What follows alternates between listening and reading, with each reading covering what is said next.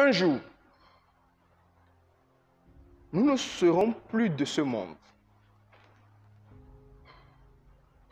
Peut-être dans 100 ans, peut-être dans 50 ans. Mais une chose est sûre, un jour, nous ne serons plus de ce monde. Mais la question que nous pouvons nous poser, est-ce qu'il y aura des souvenirs? C'est vrai que nous avons partagé des moments ensemble, nous avons travaillé ensemble, mais quand viendra le moment des souvenirs, on se souviendra de nous individuellement, chacun avec son souvenir. Alors, est-ce que vous auriez été un marteau qui casse des cailloux? Est-ce que vous auriez été un navire qui traverse la mer? Parce que oui, il faut qu'on soit clair. Un marteau qui casse des cailloux laisse des empreintes durables dans le temps. Mais un navire qui fend la mer, quelle que soit sa taille, ne laisse aucune empreinte. Parce qu'après le passage du navire, l'eau revient à son niveau initial. Alors la question que je vous pose d'entrée de jeu, êtes-vous un marteau qui casse des pierres? Laissez-vous des empreintes comme un marteau qui casse des pierres?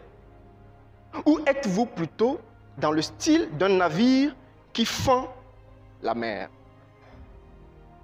Bonjour à tous et à toutes, je m'appelle Hospicecom, je suis consultant en développement commercial, je suis directeur du cabinet d'expertise en développement commercial Zircon Supply et je suis également fondateur de l'école pratique des commerciaux.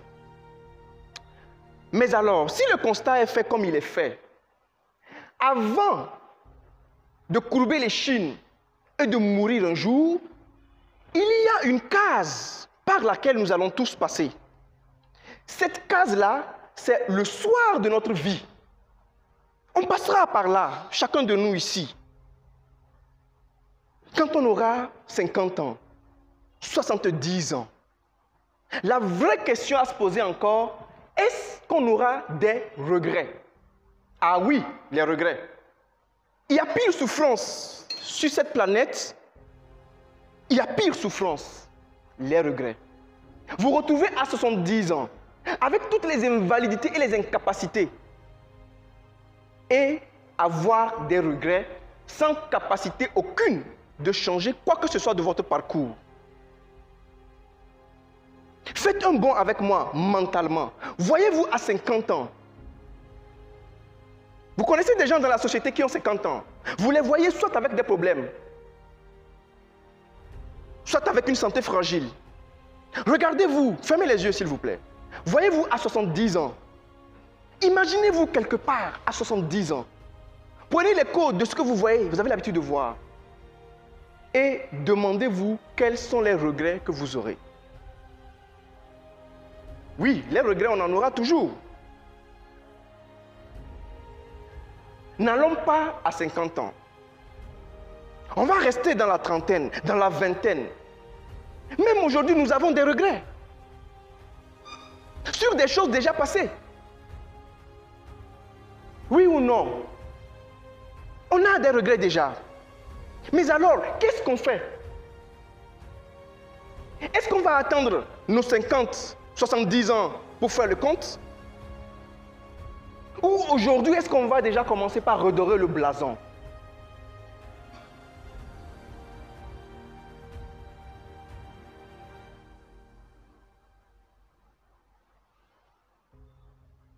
Avez-vous tout donné?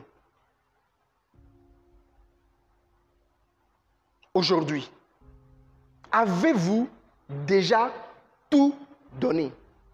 Le rendez-vous des 50 et des 70 ans, seriez-vous fier de vous ou mécontent de votre parcours? Vous jetterez-vous des fleurs? Le monde vous encensera-t-il ou vous blâmera-t-il? À 50 ans, à 70 ans. Tels sont les premiers mots sur lesquels je voudrais nous inviter à une réflexion que nous allons faire. Et au premier point des éléments que je vais évoquer avec vous, c'est déjà le paradoxe que nous avons en Afrique. Et nous allons parler essentiellement de 3 choses. La première, c'est la religion. La deuxième, c'est le lait. Oui, qu'est-ce que le lait cherche à côté de la religion? Et la troisième, c'est les Chinois. On va voir le paradoxe en Afrique. On nous a fait croire que l'islam est nôtre. Vous me pardonnerez si vous êtes musulman. On nous a fait croire que le christianisme est nôtre. Vous me pardonnerez si vous êtes chrétien, quelle que soit la congrégation. Mais je voudrais participer à l'éveil de conscience de quelqu'un ce soir. Ces religions concrètement, est-ce que ce sont des religions africaines? Naturellement, vous avez vos faits de l'histoire. Ces religions n'ont aucun soubassement africain.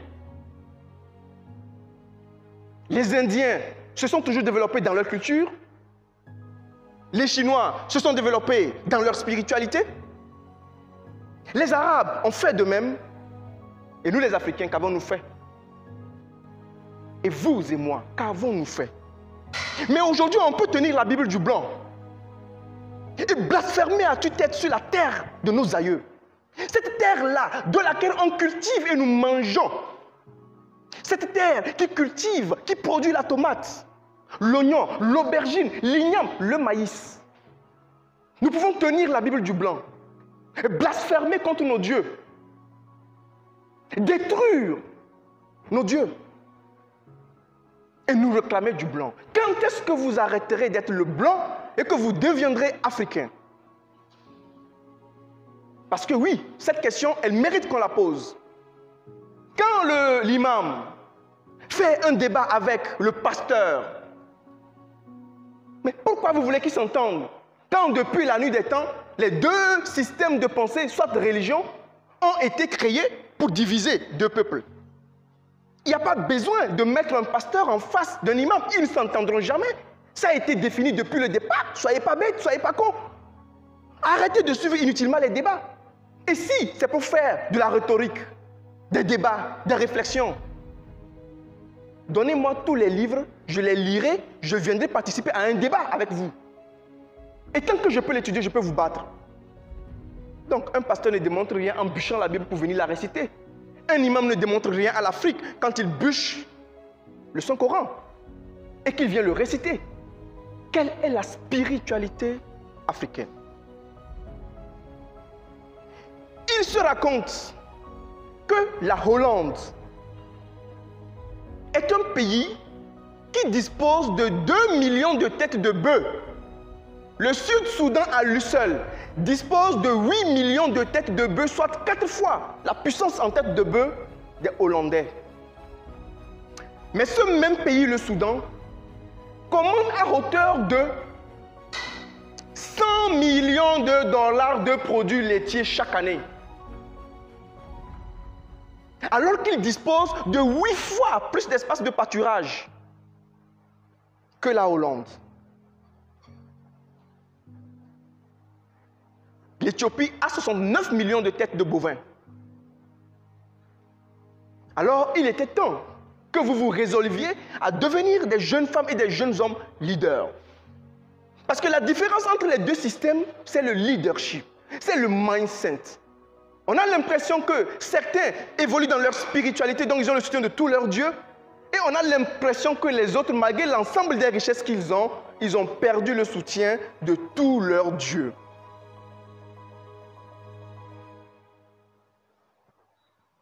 On va parler enfin des Chinois dans cette première partie. Lorsque les Chinois arrivent en Afrique, les amis, ils nous donnent une Bible. Allez-y vous renseigner au Cameroun ce qui se passe.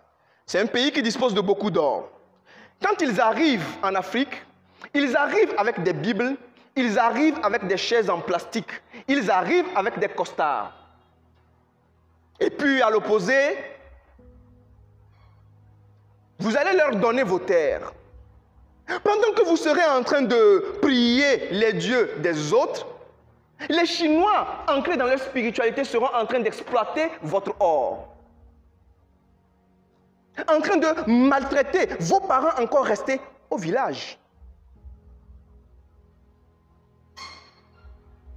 Je n'ai plus d'autres démonstrations à vous faire. Peut-être pour conclure encore mon propos, je vous inviterai simplement à vous demander réellement où est-ce qu'on nous a menti? Est-ce que Dieu serait Jésus ou Allah? Ou Dieu serait quelque part caché dans la spiritualité africaine qu'on nous a retranchée? Parce qu'à une époque, on a fouetté nos parents pour qu'ils puissent dire Amen et Jésus. Mais aujourd'hui, nous le disons. Et quand quelqu'un ne le dit pas, oh là là, il n'est pas croyant. Vous êtes demandé comment nos parents ont accepté le Christ, par exemple? On va continuer par réfléchir. Dans la deuxième partie de mon intervention, les amis, nous allons faire une observation d'une Afrique toute cassée, d'une Afrique bourrée de problèmes.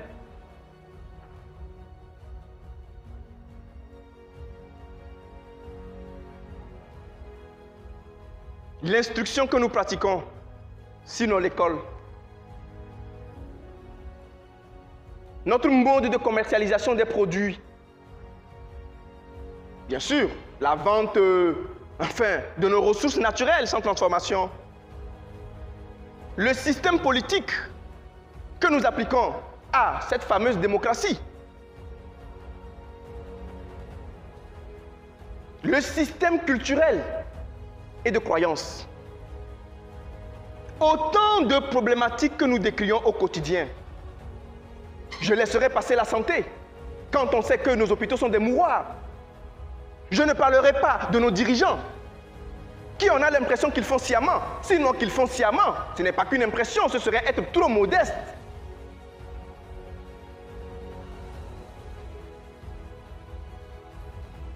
Je ne vous apprends rien. Vous vous y connaissez sûrement beaucoup plus que moi sur beaucoup de problématiques que je suis en train d'évoquer. Autant de problèmes que nous avons en Afrique. C'est alors que vous, aujourd'hui, ici, présents, vous avez une grande responsabilité. Et avant de vous définir comme une jeune femme leader ou un jeune homme leader, vous devez donc penser à tous ces problèmes de l'Afrique. Et peut-être qu'à un moment, il faut en choisir un pour en faire votre cheval de bataille. Mais oui, le tableau, il est bien peint. L'Afrique a des problèmes. Nous avons beaucoup de paradoxes. Mais dans la troisième partie de mon intervention, nous allons comprendre un problème en fait que les jeunes Africains ont. Tous les jeunes Africains pensent qu'ils peuvent sauver le monde.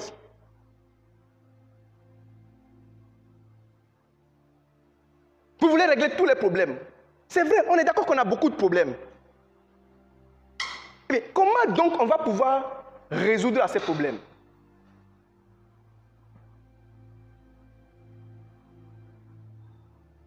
Parce que c'est trop facile d'aller régler les problèmes extérieurs. Le premier problème, c'est vous, chers jeunes. C'est nous, le premier problème. Et s'il y avait une solution à rechercher, la première solution serait donc de nous arranger nous-mêmes d'abord, de nous réparer nous-mêmes d'abord. Quel changement voulons-nous apporter au monde si nous-mêmes nous sommes cassés, nous sommes tordus, nous sommes bancals? Donc, vous n'avez pas besoin de sauver le monde entier. Sauvez-vous en premier. Qui trop embrasse, dit-on, mal étreint. Qui trop embrasse, mal étreint. Le premier problème, c'est vous. Lorsque je suis un étudiant et que je ne peux pas, au réveil, faire mon lit, c'est un problème. Pourquoi je vais faire le lit des autres alors dans la société? J'ai beau avoir tous les problèmes de santé, d'éducation, je ne pourrai pas les résoudre. J'ai un premier problème. Mon lit n'est pas dressé. Quand je suis un étudiant et que je ne peux pas rédiger un CV percutant et le défendre, quand je ne peux pas me vendre moi-même auprès d'un recruteur, mais le problème c'est moi en premier. Je suis le premier problème de l'Afrique. Quand je passe toute ma journée à utiliser les réseaux sociaux pour m'amuser, suivre tout ce que le consultant Dieudonné a dit. Mais alors là, c'est moi le premier problème, pas les autres. Je ne peux pas changer le monde dans ce contexte-là. On est d'accord qu'il y a des problèmes. Mais la première solution à apporter, c'est sur vous-même. La deuxième solution qui va être à apporter, c'est encore sur vous. Parce que la première solution serait de vous redresser. Mais la deuxième solution serait de réussir. Parce que ne soyons pas des moralisateurs par les mots, mais soyons-le par les actes. Si tu réussis, s'il réussit, personne parmi nous n'aura besoin de sauver l'autre. On aura tous réussi. On n'aura pas besoin de sauver quelqu'un. Donc si nous pouvons chacun individuellement se sauver, se rééduquer, se recadrer, se corriger, s'ajuster, laisser tomber les béquilles, se renforcer, alors là on aura pu faire un pas. Et quand on aura réussi, parce qu'on aura fait ce chemin, on aura donc eu, les amis, le succès. Arrêtez d'être trop socialiste. À un moment, vous avez besoin d'être égoïste également. Parce que c'est l'un des problèmes de l'Afrique. L'Afrique a été trop hospitalière. C'est pourquoi elle a toujours pris la chose du blanc, la chose des autres, en s'oubliant elle-même. Ne reperpétuons pas cette erreur, chers amis. Êtes-vous des jeunes femmes leaders? Oui, oui, oui, je suis une jeune femme leader et... La transformation, elle est dans cette salle tout de suite. Parce que les gens n'ont pas été capables de noter cette phrase-là, sur laquelle on s'est mis d'accord que ça allait être notre cri de guerre. Vous êtes des traîtres. N'allez pas en chercher ailleurs. Si ce premier exercice, vous n'avez pas été capable de le faire, et je l'ai fait à dessein, de créer un cri de guerre qui était plus ou moins complexe et un peu long, qu'on ne pouvait pas retenir d'une traite. Je voulais vous tester. C'est pourquoi je vous dis que le changement, il doit commencer par vous. Regardez maintenant dans vos notes et on va recommencer, on va la faire très bien. Êtes-vous des jeunes femmes leaders? Oui, oui. Oui. Que font les jeunes femmes leaders? De construire l'Afrique. S'il est bafoué. Et enfin, dans mon propos, chers amis, quand nous aurions changé suffisamment nous-mêmes, nous pourrons alors, seulement en ce moment, prétendre changer le monde autour de nous. Et si le parcours se passe bien, on n'aura rien à changer dans le monde parce que tous les humains se seraient déjà changés. Attention, tous les Africains. Je parle pour moi. Je prêche pour mon Église. Je n'irai pas plus loin. Parce que trop d'éveil ne servirait à rien. Parce que le sel, quand il y en a un peu trop, aussi ça pique la langue et ça dégoûte le consommateur. On va donc juste mettre ce petit soupçon de sel. On va s'arrêter là. Pour permettre à notre sauce d'avoir très bon goût. Vous vous êtes sûrement demandé, mais c'est qui ce monsieur aussi audacieux? En plus, c'est quoi ce look? Je finirai dessus. Parce qu'il fallait que vous ne m'oubliez jamais et que vous n'oubliez pas ces paroles. Je voulais créer une représentation mentale dans votre tête de laquelle vous ne vous déconnecteriez jamais. Vous m'avez vu traîner une caméra depuis le début. Cette intervention, je devais l'immortaliser pour que le maximum d'Africains puissent la suivre. Parce que j'estime que oui, on peut partager. Et en Afrique, on doit commencer par partager. Il y a trop de contenu d'autres personnes. C'est normal que quand vous lisez la pensée des autres, vous les devenez. Ne soyez pas surpris. Comme on dit, le blanc a la peau noire ou l'Africain a la pensée du blanc. Nous ne sommes plus africains, chers amis. Retrouvons nos racines. Nous aurons donc la bénédiction de nos dieux et toutes nos prières seront exaucées. Je vous remercie.